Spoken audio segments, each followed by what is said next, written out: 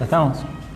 Bueno, buenas tardes a todos, que el Eterno les bendiga. Saludamos formalmente a nuestros amigos y hermanos del Facebook, también a aquellos integrantes de Casa de Emuná que por uno u otro motivo no han podido llegar en este día. Estamos aquí culminando este día de Yom Kippurim, día que aquí en Argentina ya ha anochecido, por lo tanto ya hemos culminado, hemos tenido un lindo momento junto a nuestros hermanos de compartir unas lindas oraciones, los salmos que recitamos, nuestras confesiones, el poder oír una vez más, gracias al Eterno, el sonido del shofar, esa tequía ketolá que tocamos para despertar también la conciencia, la conciencia fue en Yom Teruah, para despertar la misericordia del Eterno sobre su pueblo y, como solemos decir de manera metafórica, mover a Hashem del trono de juicio al trono de misericordia. De ahí vienen muchas enseñanzas, que es estar en la derecha, hemos hablado hace poco, que es estar en la derecha y qué es la izquierda, cuando el Señor mismo dice: voy a separar a las ovejas para un lado y a los cabros para el otro. Son formas alegóricas de saber de dónde proviene o se mueve la bondad, el favor de Dios, el Gesed, más que el Rahamín, como muchos a veces utilizamos, el Gesed de Dios, la benevolencia, el favor, la solidaridad de Dios. Para hoy mucho hemos hablado estos días de, obviamente que hay mucho para hablar. El año pasado me contaba mi esposa, porque salió sin tener esta charla previa, pero el año pasado hablamos mucho de los chivos Azazel, del chivo Azazel y del chivo que quedaba para sacrificio en el templo, y este año ni lo tocamos a eso, y hemos aprendido otras cosas. Entonces vamos también a hoy aprender algo que está en Levítico 16, si usted me acompaña, para hacer nuestra última charla, por así decirla, de Yom Kippurim, y ya nos centramos, porque así es el pueblo de Israel, hermanos. Es de fiesta en fiesta. O sea, ya hay que empezar a monitorear Sukkot, cómo vamos a armar la Sukkah. Ya no hay tiempo de descanso acá. Ahí, dale. Precioso. Qué amargados que éramos antes. 16, verso 1. Encima festejábamos el día de Pentecostés el 25 de mayo, porque era feriado. Pero bueno. Quedó en el pasado, hermanos. Aquí todas las cosas son hechas nuevas. 16 le dije bien. Ahí vamos a encontrar nada más y nada menos. Vamos a encontrar, yo no chequé que el video esté saliendo bien, ahora vamos a ver cualquier cosa, el sonido y eso. Vamos a ver, lo voy a hacer a modo, todo el capítulo 16 ustedes van a ver que es bastante largo, son 34 versículos. Pero allí vamos a encontrar mucha información de lo que el sumo sacerdote tenía que hacer, los deberes que tenía que hacer en Yom Kippurim. ¿Cómo era? ¿Qué tenía que hacer? Pero les voy a contar algo. Todo lo que sale acá en el tratado de Yomá, en la Mishnah, que relata cómo se manejaba el sumo sacerdote en el segundo templo, en el tratado de Yomá todavía es mucho más rico lo que sale allí, para que nosotros podamos ver. Hoy le estaba diciendo, creo que a una de las hermanas Teo recién, que un día el Eterno dijo: y me harán para mí un santuario, un Mishkan, y yo habitaré en medio de ellos, o harán para mí un tabernáculo y yo habitaré en medio de ellos, ¿verdad? Y eso fue en sentido explícito para ese momento, pero fue también en un sentido alegórico para lo que había de venir. ¿Cuál es el templo en el cual habita Hashem? ¿Se dieron cuenta? En ese templo había un Mishkan. movible, que iba para acá y para allá, según el pueblo se movía, según Dios decía que el pueblo debía moverse, pero fue más allá y fue donde habita el nombre del Eterno. Como hemos leído en las oraciones, si usted ve, después las desmenuza mejor tal vez, y el Eterno dice que Él ha puesto su nombre en nosotros, Él habita en nosotros. Eso es maravilloso. ¿Y quién trae esa revelación? O sea, eso lo viene a explicar Pablo, ¿verdad? En este caso, para que nos demos cuenta de algo. En este caso, cómo se movía el sacerdote, el sumo sacerdote, en el día de Yom Kippurim, lo que mejor nos explica es la Mishnah. Los detalles, los pormenores, cuándo entraba hasta el lugar santo, cuándo hasta el lugar santísimo, con qué entraba, con qué salía, cómo entraba vestido, con qué ropas, y cuando salía cómo se cambiaba y se ponía otras ropas, dependiendo qué era lo que tenía que hacer, qué hacía con la sangre de las ofrendas que se presentaban para ese día. Todo eso lo explica minuciosamente el tratado de Yomá en la Mishnah. Lo leí todo traducido. Un día el Eterno me permita leerlo desde el hebreo, porque seguramente hay cosas que se deben ir perdiendo en la traducción. Pero lo leí todo y era también increíble cómo el pueblo, además de el macho cabrío Azazel que debía morir, ¿verdad? Debía morir. Y eso quedaba como la reconciliación final para ese día, para tener un buen año, pero después también dependía de las lluvias. Eso estaba raro, porque uno lo ha leído, pero tal vez no lo hemos asociado. Fíjese que también dice que todas las... eso creo que está en Zacarías, que todos los pueblos vendrán a adorar al Eterno, y aquellos que no vengan a adorar al Eterno no tendrán lluvia. Miren cuál sería el castigo, no tener lluvia. Pero el día viernes hemos hablado, el día sábado en la Parashá, hemos hablado de cuál era la lluvia de la que hablaba, cuándo goteaba, qué era el rocío. O sea, el agua estaba metida en toda la Parashá. Y ahora un castigo, entre comillas, para las naciones que no suban a adorar a Dios en los tiempos finales, va a ser que para ellos no va a haber lluvia. Y aquí en el tratado de la Mishnah viene a enseñar justamente que si dentro de los primeros 3 días, después de Yom Kippurim, previo a Sukkot, porque Sukkot es tiempo de lluvias, pero previo a Sukkot no llovía, el pueblo ya entraba en un estado de alerta y proclamaban un ayuno antes de Sukkot, un ayuno para que haya lluvia.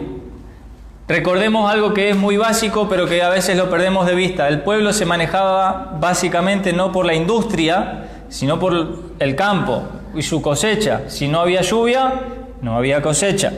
Por lo tanto, la lluvia era muy importante.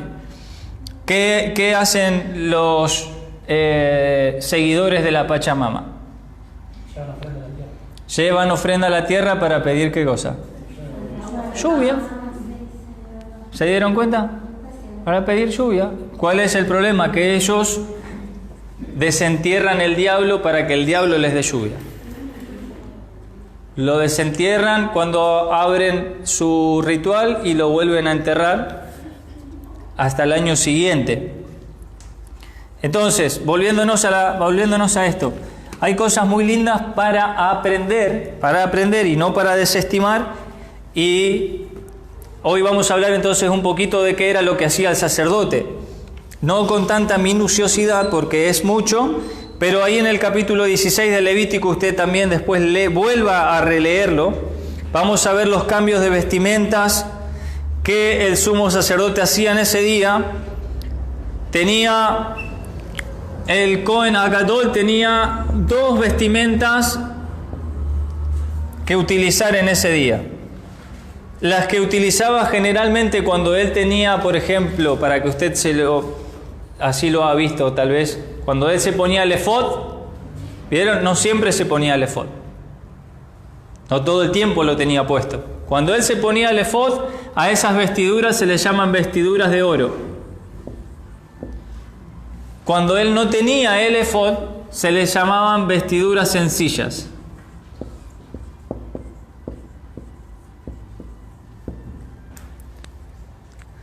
Y en el relato vamos a ver que varias veces el sumo sacerdote se debía cambiar y descambiar sus vestiduras de oro, pasar a vestiduras sencillas.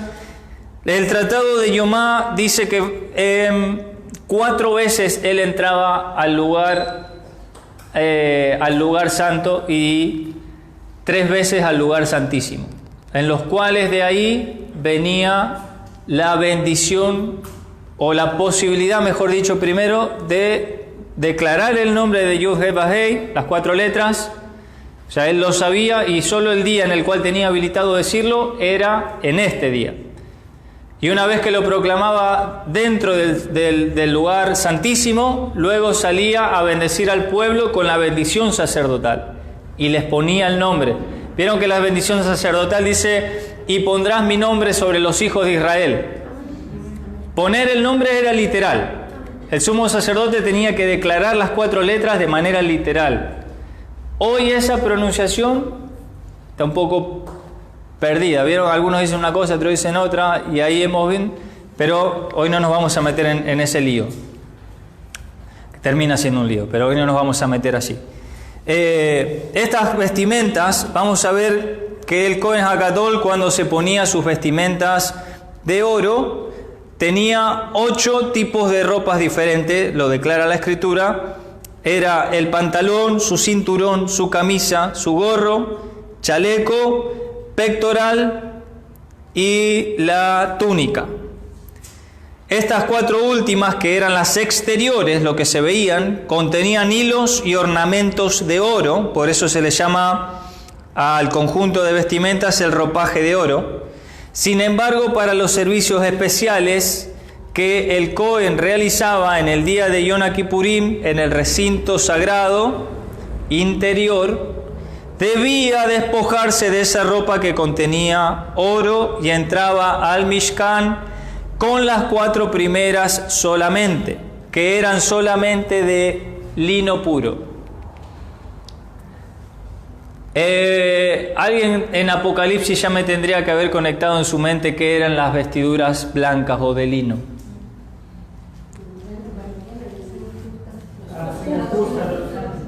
Las acciones justas de los santos, porque esas ropas fueron emblanquecidas por la sangre del Cordero y la hemos mantenido con las acciones justas de los santos.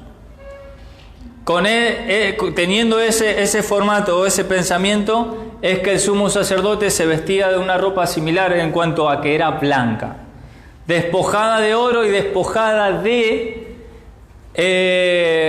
grandezas. Por eso se llaman sencillas, pues se vestía sencillo.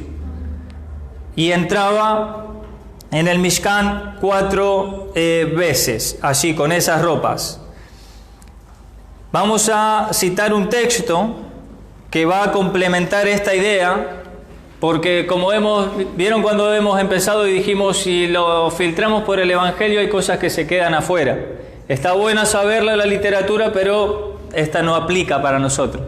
Pero fíjese cómo la Mishnah en este caso nos trae luz para entender Filipenses capítulo 2. Aleluya. Versículo 5 en adelante. Filipenses 2:5 en adelante.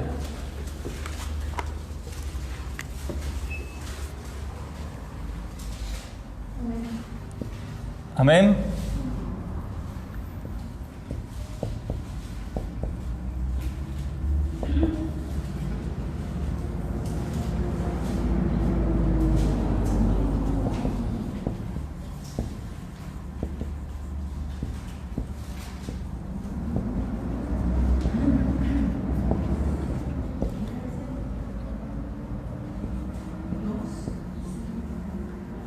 Gorro.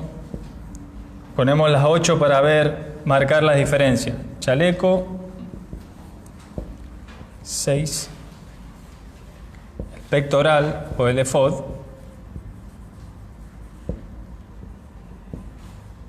7.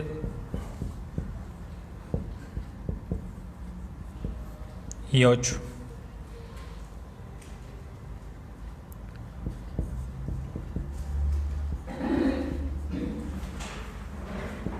Ahí. Con las primeras 4 se presentaba de manera sencilla y con estas 4 viene a representar la de oro. ¿Bien? Cuando se vestía con sus ropajes de oro. Que lo tendríamos que subdividir allí. ¿Qué viene a decir Filipenses entonces? La carta a los Filipenses dice: haya pues en vosotros este sentir que hubo también en Yeshua HaMashiach, el cual siendo en forma de Dios, no estimó el ser igual a Dios como a cosa a que aferrarse, sino que se despojó a sí mismo, tomando forma de siervo, hecho semejante a los hombres, y estando en la condición de hombre, se humilló a sí mismo, haciéndose obediente hasta la muerte y muerte de cruz. Por lo cual, Dios también le exaltó hasta lo sumo y le dio un nombre que es sobre todo nombre, para que en el nombre de Yeshua HaMashiach se doble toda rodilla de los que están en los cielos, en la tierra y debajo de la tierra, y toda lengua confiese que Yeshua HaMashiach es el Señor. Bien, Baruch Hashem, amén. Fíjese el verso 7, sino que se despojó a sí mismo. ¿Se despojó de qué cosa? De sus vestiduras reales.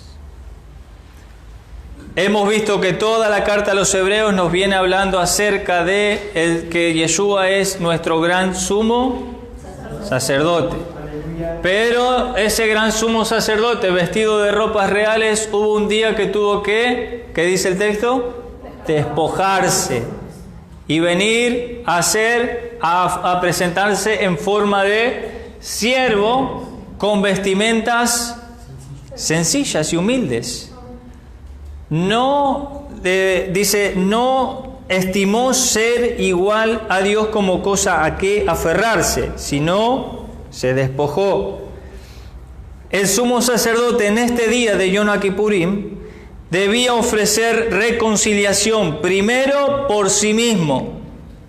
¿Vieron cómo ayer dividimos esto? Primero nosotros, luego la familia sacerdotal, el linaje de Aarón.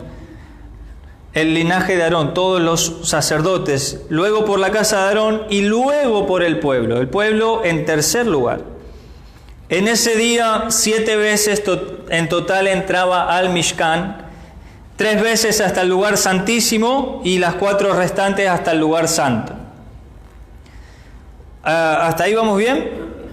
Había todo el capítulo 16 y también Números 29, donde están todas las ofrendas que se presentan en cada fiesta, nos va a enseñar qué era lo que se debía presentar en ese día. ¿Qué animal y en qué momento, enseña la Mishnah, se mataba el animal? ¿Qué se hacía con la sangre? ¿Cómo se vertía? ¿Cómo debía pasar hasta el lugar santísimo una sola vez a salpicar, vamos a decirle así, con asperger, la aspersión de la sangre? Y hay uno que es muy lindo porque la aspersión la hacía sobre el arca, sobre la tapa del arca. Y la tapa del arca, ¿alguien se acuerda qué representaba la tapa del arca? ¿Por qué? Porque de ahí hablaba. Dijo el Eterno que Él iba a hablar de entre medio de los 2 querubines, el caporet. El caporet, que si vemos la raíz de caporet, a vos que te gusta, tiene la misma raíz que cafar, que capará, que kofer, que todo lo que hemos estado viendo ayer, tiene la misma raíz la escritura, porque viene de ahí justamente para perdonar, cubrir. El caporet era porque estaba cubriendo lo que había dentro, lo que cubría el arca. Bien, pero de ahí hablaba Dios. De ahí salía su voz, de ahí mismo también emanaba su presencia. Y todo el pueblo podía ver que era Hashem el que estaba ahí trayéndole alguna directiva a través de Aarón o a través de Moisés. En ese día, vuelvo a repetir, 7 veces entraba al Mishkan. Es muy lindo, pero también es muy extenso. Cuando entraba una vez, ¿qué hacía? Salía. Cuando entraba la segunda, ¿a qué entraba? Y salía. Es hermoso saberlo eso, es precioso. Un día por ahí nos podemos tomar el día, pero es largo. Bien, pero nos vamos a quedar con esto también, con Hebreos capítulo 10, versículo 5. Todo lo que hacemos aquí en casa de Muna, que aprendemos, yo soy muy insistente en esto porque quiero que ustedes aprendan y sean insistentes, persistentes también en esto. Todo lo que podamos llegar a aprender lo tenemos que filtrar por el Evangelio. Bien, no podemos seguir tradiciones o costumbres o rituales porque sí. Por 10:5. Porque si lo hacemos de manera mecánica, no tiene sentido, hermanos. Sí, y gracias por ser tan sutil. 10:5. Por lo cual, entrando en el mundo, dice: sacrificio y ofrenda, mas me preparaste cuerpo. Holocausto y expiaciones por el pecado no te agradaron. Entonces dije: he aquí vengo, oh Dios, para hacer tu voluntad, como en el rollo del libro está escrito de mí. Amén, Preciosa palabra. Ahora yo les hago una pregunta. ¿Dios pidió sacrificio y ofrenda o no pidió sacrificio y ofrenda? ¿Vieron? Yo sabía que nos íbamos a meter acá. No, sí, no. Porque el texto dice, según la traducción dice, sacrificio y ofrenda, no quisiste. Como si Dios no hubiera pedido. Entonces la pregunta fue, ¿pidió Dios ofrenda y holocaustos? Sí. Claro. Aunque uno todavía no sabe explicarlo quizás, pero sí pidió. Claro, como hemos dicho, el Eterno pidió que le hagamos un tabernáculo. Pero después a David dice, ¿cómo puede ser que yo estoy viviendo así en este palacio real y vos no tenés casa? Pidió sacrificio porque por el pecado del becerro de oro, porque hubo pecado, entonces se necesitaba expiar los pecados. Ahí volvemos a ese y ahí le ponemos la palabra correcta. ¿Sabe que por qué hago esta alegoría? Cuando David dice, yo estoy viviendo en este palacio real y no puede ser que usted no tenga casa. Déjeme edificarle una casa a su nombre. Aunque sé que Dios no habita en templos hechos por manos humanas, igual me gustaría edificar una casa. Y Dios le dice, ok, pero vos no vas a prepararme una casa, sino que tu hijo va a prepararme una casa. ¿Verdad? Dios no le pide directamente una casa a David. David siente en su corazón, pero en otro tiempo Dios ya había pedido que le hagamos tabernáculo. Porque yo habitaré ahí. ¿Verdad? Mire cómo viene el tema. Sacrificio y ofrenda no quisiste. Entonces automáticamente se creyó que Dios no lo había pedido. Dios sí lo pidió. Como Dios también pidió un tabernáculo. Dios sí pidió ofrenda, Dios sí pidió sacrificio. Como bien dijo la hermana María, fue a partir de que Dios pidió sacrificio y ofrenda, del pecado del becerro de oro. Pero lo que nos enseña el texto en realidad es que Dios nunca fue satisfecho la demanda. Dios nunca, cada vez que le traían, ¿cuántas veces Dios reclamó a su pueblo? Estoy cansado de que ustedes me traigan esta clase de ofrendas. Cansado. Por los profetas está prácticamente en todos. En Isaías, pero también está en Oseas. En Oseas ya tenían tanta ceguera espiritual que le traían lo peor a Dios. La perniquebrada, dice en un momento. La ciega, la perniquebrada. Exacto. ¿Entienden? Una cosa es que Dios haya pedido y otra cosa es que se crea que Dios no va, pero Dios no pidió ofrenda. No, Dios sí pidió. Pero lo pidió con un motivo, por un tiempo determinado, y después le mostró al pueblo que aunque le trajeran lo que le trajeran, no iban a poder satisfacer la necesidad de Dios. Porque no era así el plan de Dios. El plan de Dios no era que la gente presente un animalito. Eso fue, vuelvo a repetir, cuando usted le ponía las manos en el animal, Primero que el sacerdote tenía que traerle a usted convencimiento de su pecado. Si hay algún sacerdote acá, tiene que hacer lo mismo que ese sacerdote. Traerle a la gente convencimiento de pecado. Ponían las manos sobre el animalito, confesaban sus culpas y el sacerdote prácticamente que le decía, mire, este tendría que ser usted, mientras le pasaba el cuchillo. ¿Usted se imagina esa situación? Usted se pone en los zapatos de ese hombre que estaba mirando cómo el pobre animal estaba siendo degollado, la sangre caía y el sacerdote diciéndole, este tendría que ser usted. Eso tendría que haber removido la conciencia del ser humano para no volver a cometer semejante atrocidad, pero eso no sucedió. No ha sucedido. La mente del ser humano nunca ha podido, aunque era algo gráfico, para que se entienda, porque el ser humano necesita ver para creer. Aunque era algo tan gráfico, sin embargo, no. Eso fue por un tiempo en el cual duró el sacerdocio levítico y nada más. Entonces no es que, ustedes lo van a saber explicar ahora, no es que Dios no haya pedido ofrendas. No es que Dios no quisiste sacrificio, no, sí lo pidió Él. Pero era por esto y por esto, hasta este tiempo y ya. Y eso, Dios dijo, eso no me satisface a mí. Hagan lo que hagan, eso no me va a satisfacer, porque así no era mi plan. Así no era mi plan. Dios ya había dicho que todos íbamos a ser un reino de sacerdotes en el capítulo 19 del libro de Éxodo. ¿Cuántas veces lo hemos visto? Y resulta que después, ¿quiénes fueron los sacerdotes? Los levitas. ¿Y qué pasó con las otras 11 tribus? Tenían que ser sacerdotes también, pero ¿qué pasó? No respondieron al llamado. Cuando Moshe llamó, quien esté con Hashem, que se una a mí, Milashem Elai, que es preciosa expresión, que se una a mí, resulta que los únicos que movieron un piecito fueron los levitas. Y las otras 11 tribus, nada. Pero todos debíamos ser sacerdotes.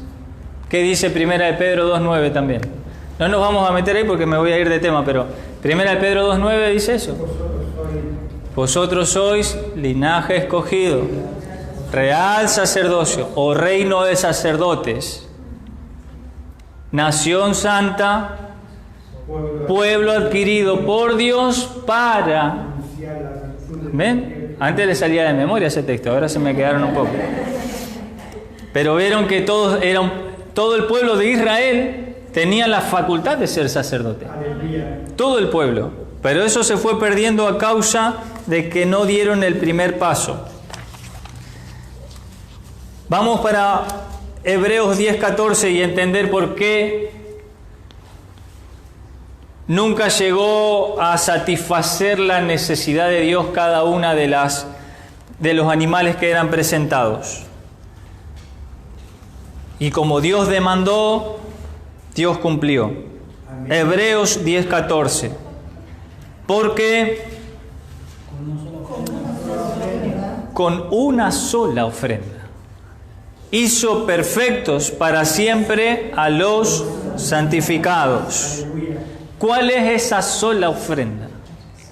¿Cuál es lo que llenó la demanda de Dios? ¿Qué es lo único que podíamos hacer nosotros? Ni siquiera nosotros, está mal dicho. ¿Qué es lo único que podía mover a Dios para autosatisfacerse? ¿Nosotros podíamos hacer algo? ¿Cómo dijiste? Lo leímos ayer, excelente. El hombre no puede rescatar a nadie, pagar por nadie. No puede, no tiene forma. Pero había alguien que podía hacer algo por nosotros. Y fue lo único que autosatisfizo esa necesidad o esa demanda. Por el pecado, porque con una sola ofrenda hizo perfectos para siempre a los santificados. Por eso acá hacemos énfasis en que el ser humano acá no corta ni pincha. Aleluya. Todo proviene de Él, todo es para Él. Amén. Amén. Todo proviene de Él, todo es para Él y nosotros somos de Él. Amén. Él es nuestro Dios y nosotros su pueblo. Su pueblo. Esos dos chivos que se presentaban, uno para Hashem y el otro para Azazel, uno quedaba en el templo y uno era enviado a Azazel. A Azazel no solamente se le decía al chivo, sino que también al lugar donde era arrojado. Este es el lugar de Azazel y el nombre quedó. Esto es Azazel. Hoy en día usted va a Israel y dice, quiero ir a Azazel. Y lo van a llevar ahí al medio del desierto y va a ver el despeñadero ahí donde tiraban al macho cabrío. Ese animalito que se le dio ese nombre literalmente es la cabra que se va. Sí, Azazel, la cabra que se va. Pero ese nombre también después lo vino a utilizar el satanismo. ¿Cuál es el líder del satanismo? Azazel. Entonces hicieron una especie de cabra, pero arriba no tiene forma de cabra, sino que tiene forma de caballo, una cosa así media rara. ¿Y cómo se llama? Azazel. Mire cómo es el diablo, para imitar. Es bueno imitando. Es casi perfecto imitando. Y aquí me meto en este punto para darle forma a todo esto. Dice que el macho cabrío que se quedaba en el templo y el macho cabrío Azazel, cuenta la Mishnah que eran prácticamente gemelos, iguales, que no había diferencia entre ellos, por eso se les echaba suertes. No se les echaba suerte porque sí, no, eso tenía un fin y tenía un propósito. Pero mire cómo eso que pareció insignificante vino a tomar forma, una forma maravillosa, por lo menos eso es lo que Dios nos ha permitido comprender, que cuando Yeshua se presenta ante Pilato era una época festiva y le dice al sumo sacerdote de ese tiempo y a los religiosos de ese tiempo, les dice, les voy a traer un preso y ustedes me dicen cuál quieren que yo les dé en libertad. Les dio a elegir. Y así como el macho cabrío, uno que era para Azazel y el otro que quedaba en el templo, eran iguales. En este caso no eran iguales físicamente, pero hay algo que es muy lindo y es extraordinario y que nos ha costado entenderlo, por lo menos a mí. Tal vez usted, estoy seguro de eso, es más chispa que yo. ¿Cómo se llamaba el hombre que estaba con Yeshua allí?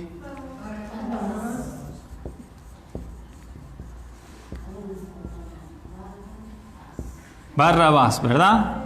Así dice nuestras Biblias.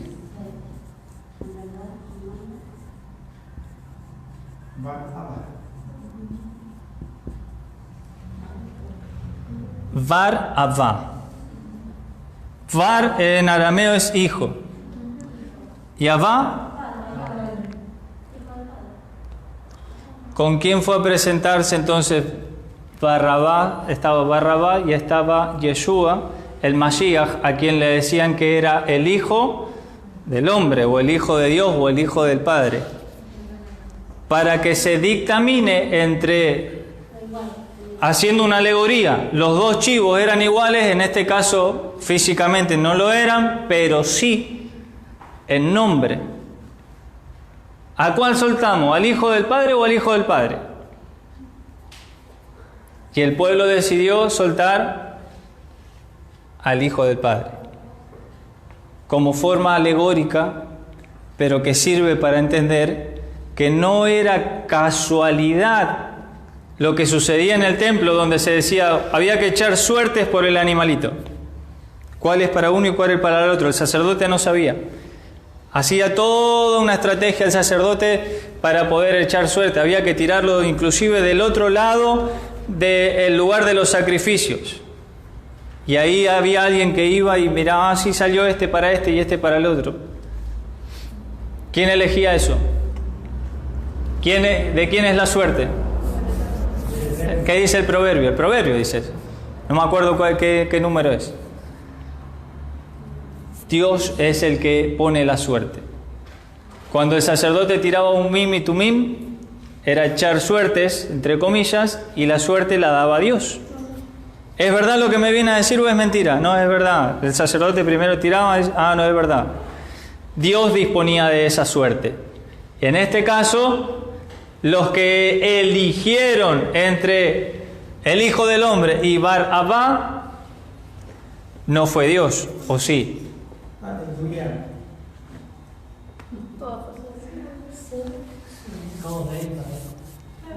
Excelente. Entonces después la gente dice, no, porque los judíos mataron a Jesús. Nada. Todo es por Él y todo es para Él. Todo estaba bajo control. Todo Él lo tenía bajo control.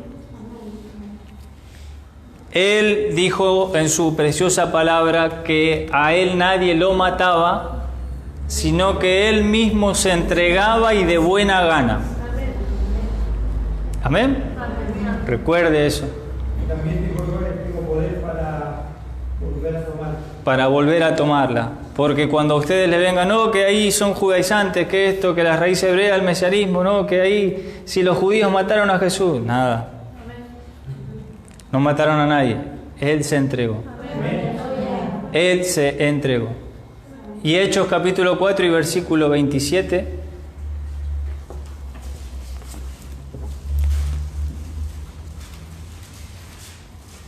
Ya cuando guiñé el ojo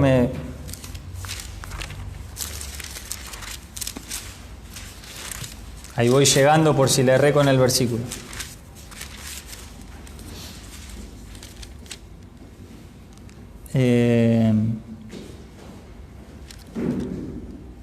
Sí, le erré con el versículo. Ya le digo.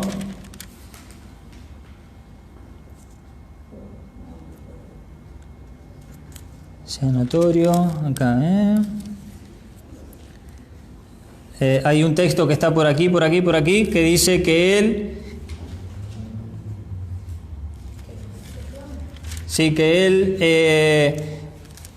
no solo los judíos lo crucificaron, sino que lo crucificaron también los gentiles. ¿Ese es? Porque verdaderamente se unieron en esta ciudad contra tu santo hijo, Yeshua, a quien ungiste, Herodes. Sí, está bien, no me falló, no estoy tan loco todavía.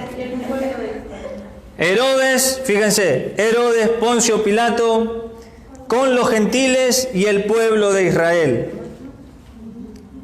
Fíjense todo, si alguien le quiere venir a decir, primero dígale que él se entregó y que nadie lo mató. Segundo, dice, ante cualquier duda consulte Hechos de los Apóstoles, capítulo 4, verso 27, donde dice todos los que se juntaron contra él para matarlo, y ahí también estaba usted si cree que aún es gentil. Y si cree que es pueblo de Israel, obviamente. Así que no fueron solo los... yo soy el Israel espiritual. Ok, usted también lo mató porque usted también está ahí. No se va a salvar de ninguna manera. Yo no soy más gentil, soy Israel espiritual. Perfecto, usted está allí también. Todos están allí. Amén. Por eso Él murió por todos. Juan 3:16 dice que Él amó al mundo de tal manera amó Él al mundo y se dio por todos para que nadie se pierda. Amén. Y culminando esto, recuerde que al macho cabrío Azazel se le ponía la famosa cintita roja en uno de sus cuernos, y el otro pedazo de cinta quedaba en el templo. Y se cuenta también, no solamente, ya les he contado que más o menos 40 años antes de que Yeshua muera, el pueblo de Israel ya había dejado de ser perdonado. Eso está en la Mishnah, está textual. Ya habían dejado de recibir el pañuelo blanco, quedaba siempre rojo. Eso significaba que sus pecados no habían sido redimidos. Pero mire esto que también está muy bueno y también está en esa literatura. El macho cabrío, Azazel, cuando lo llevaba, la persona que lo llevaba a arrojarlo, dice la Mishnah que esa persona probablemente tenía alguna enfermedad. Mire cómo dice, probablemente tenía alguna enfermedad o probablemente se autosacrificaba por amor a su pueblo Israel. Porque esa persona que iba a ir a arrojar, dentro del año de Yom Kippurín a Yom Kippurín le iba a ocurrir una desgracia, iba a morir. Eso está relatado en la Mishnah. Sabían que había una persona que se iba a entregar en favor del pueblo.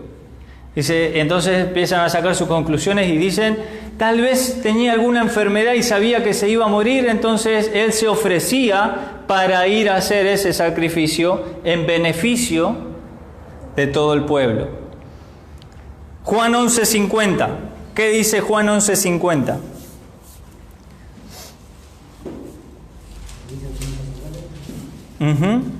Exacto.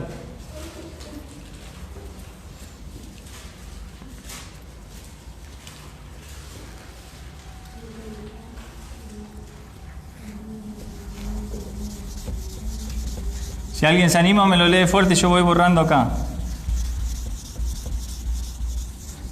Ni pensáis que nos conviene que un hombre muera por el pueblo y no que toda la nación perezca. Aleluya. Que un hombre muera por el pueblo y no que perezca toda la nación. ¿Verdad? Entonces, mire, tenemos el sumo sacerdote vestido de ropas sacerdote con ropas sencillas.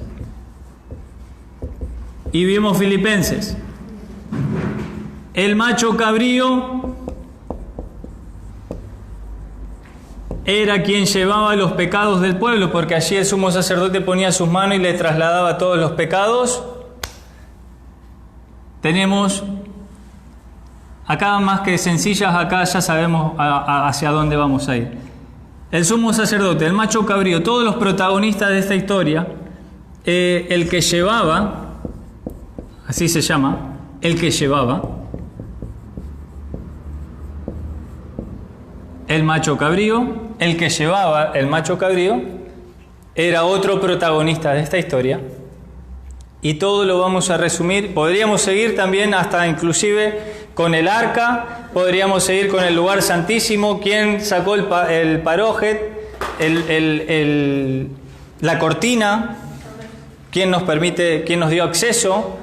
En el lugar santo, él es la menorá, como lo vimos en Apocalipsis, en el lugar. Y todo es de él, todo es para él. Todo el funcionamiento que hemos hablado, hay gente que todavía tiene puesto el velo. Hay gente que todavía no lo ve. Hay gente que todavía acusa al judío, pero no puede ver las grandezas de Dios que está haciendo, que hizo y que seguirá haciendo, porque esto va proyectado al futuro también. Amén. Y ahora nos vamos camino ya a Sukkot, ya como que hasta yo no quiero hablar más de Yom Kippurín hasta el año que viene. Martes, viernes, sábado, domingo, lunes, pues mucho, pero hemos podido sacarle el jugo, hemos pasado un ayuno liviano, fácil, mucho mejor que el del año pasado. Muchos de ustedes me han contado lindo testimonio, porque vuelvo a repetirles algo y esto que les quede grabado a ustedes y a todos los que nos van a oír. Cuando uno cumple un mandamiento es solamente para cumplir otro mandamiento. Uno cumple uno, cumple otro, y entonces hoy en día vienen con un bagaje sobre sus espaldas de mandamientos cumplidos, que entonces cuando vieron en la escritura, che, son 24 horas de ayuno. El año pasado vinieron así. Roe, ¿es textual 24 horas? Sí, son 24 horas, de tarde en tarde. Pero en el medio no hay un break. Nada. 24 horas. Y este año vieron que llegaba la fecha de Yom Kippurín. Hay que ayunar. Y aquí están contando testimonios de que han pasado un ayuno fácil. Porque tienen un bagaje en su espalda de haber cumplido y el Eterno también nos muestra su recompensa. Amén. Damos gracias a Kadosh Baruj Hu. Shabbat Tov. Bendiciones para todos.